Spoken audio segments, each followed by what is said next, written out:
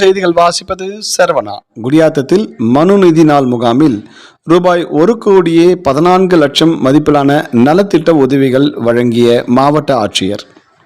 பொதுமக்களின் கோரிக்கை மனுக்களை நேரடியாக பெற்றுக்கொண்டு மனுவின் மீது உடனடியாக நடவடிக்கை எடுக்க கோரி துறை அதிகாரிகளுக்கு பரிந்துரை செய்ததால் மகிழ்ச்சி அடைந்த பொதுமக்கள். வேலூர் மாவட்டம் குடியாத்தம் அடுத்த உள்ளி பஞ்சாயத்தில் மனுநீதி நாள் முகாம் வேலூர் மாவட்ட ஆட்சியர் லீலா அலெக்ஸ் தலைமையில் நடைபெற்றது. இதில் 84 பயனாளிகளுக்கு 1,15,00,000 மதிப்பிலான நலத்திட்ட உதவிகளை மாவட்ட ஆட்சியர் லீலா அலெக்ஸ் வழங்கினார்.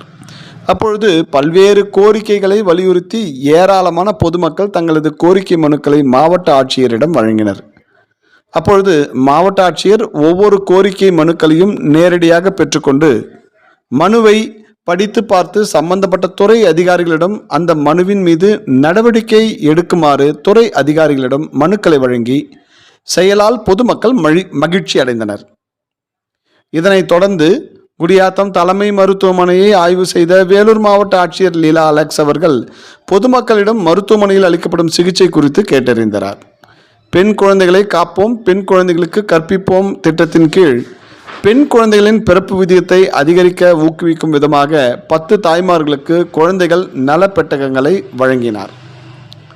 மருத்துவர் பற்றாக்குறை, செவிலியர் பற்றாக்குறை உள்ளிட்ட பல்வேறு குறைகளை உடனடியாக நிறைவேற்றி தருவதாக வேலூர் மாவட்ட ஆட்சியர் தெரிவித்தார். இந்நிகழ்ச்சியில் குடியாத்தம் வருவாய் கோட்டாட்சியர் சுபலட்சுமி, குடியாத்தம் வட்டாட்சியர் பிரியா, குடியாத்தம் சட்டமன்ற உறுப்பினர் சிந்து, கேவிகுப்பம் சட்டமன்ற உறுப்பினர் தென்றல்குமார், வருவாய் ஆய்வாளர்கள் செந்தில், புகழரசன் மற்றும் அனைத்து துறை அதிகாரிகள் கலந்து கொண்டனர். செய்திகளுக்காக ஏழுமலை.